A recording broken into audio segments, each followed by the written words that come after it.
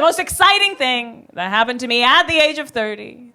Auckland, the rumors are true. This year, I got both Salmonella and HPV. Thank you!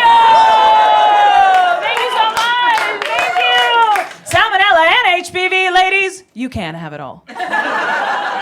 Olga, how'd you get salmonella? Thank you so much for asking. As I mentioned, I went to Peru. In Peru, I took a selfie with an alpaca, and then she spat in my mouth because she's freaky like that. Thank God I'm into that. And I was like, what's the worst that can happen? 7 hours later, I was pooping myself dry in a hospital bed.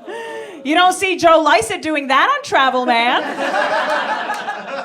I was shitting myself to death, and there wasn't even a camera crew to film it.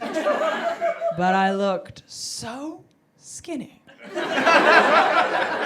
So yes, I did get salmonella from an alpaca spitting in my mouth. How did I get HPV? Same exact way! That's a joke. I have no idea how I got HPV.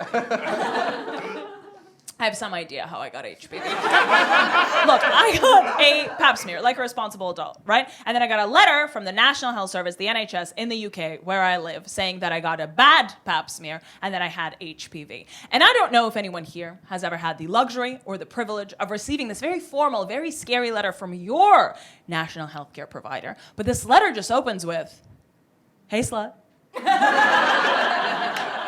All lowercase. I know that's not what it says. I know it says, "Dear Olga Koch, we're writing to inform you that following your pap smear, we're diagnosing you with being a dirty little slut." And then this letter from a National Health Service provider proceeds to be the most sarcastic letter I have ever read in my life, okay? The NHS just keeps saying shit like, "Well, does it make you feel any better that 1 in 4 women is a slut?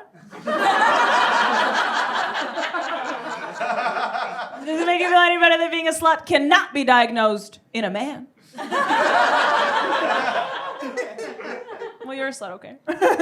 And you might die. What? We're not saying the two are related. We're just giving you two isolated pieces of information in the same letter. You're a slut who might die.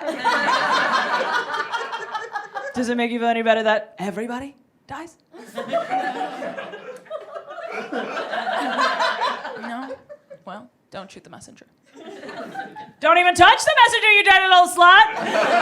And then in the bottom of the letter it says, "Here's the time and place for your cervical scraping, parentheses, not recreational." So then you rock up to your cervical scraping, you kick open the door of the waiting room, you go, "How do you do, you fellow raw-dogging legends?